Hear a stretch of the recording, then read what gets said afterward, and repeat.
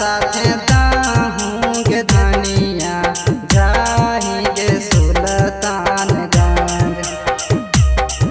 आगे जलवा उठा के लइहे दाहूँ के धनिया साथ साथ जइबो देवघर धाम।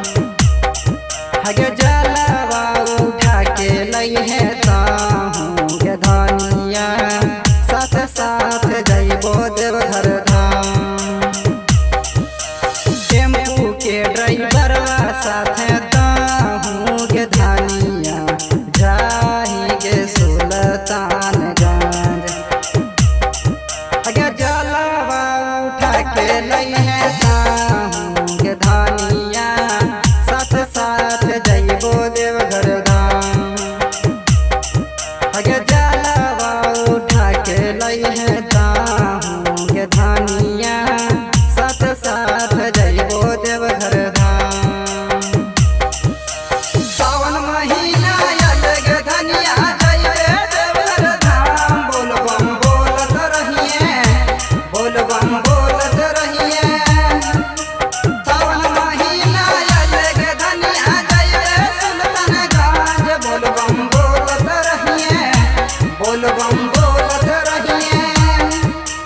लाल कमरिया गेरुआ रंग के साड़िया नाच के हो पातहली कमर। लाल कमरिया गेरुआ रंग के साड़िया नाच के हो पातहली कमर। आगे जलवा उठा के लइहे दाहूँ के धनिया साथ साथ जइबो देवघर धाम। आगे जलवा उठा के लइहे दाहूँ के धनिया साथ साथ जइबो देवघर धाम।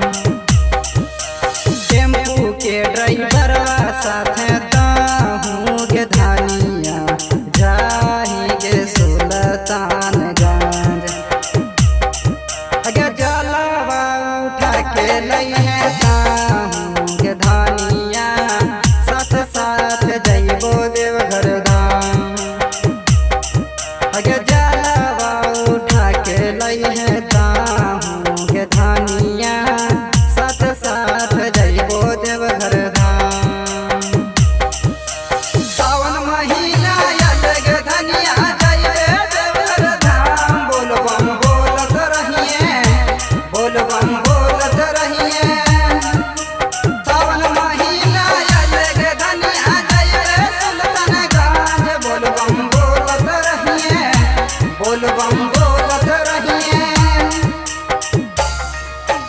बिरजू देवरवा साथे दाहूँ के धनिया जाएंगे देवघर धाम।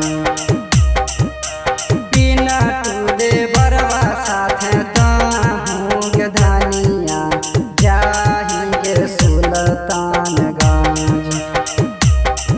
आगे जलवा उठा के लइहे दाहूँ के धनिया साथ साथ जइबो देवघर धाम। आगे जलवा उठा के लइहे दाहूँ के धनिया साथ साथ जइबो देवघर धाम। टेम्पू के ड्राइवरवा साथे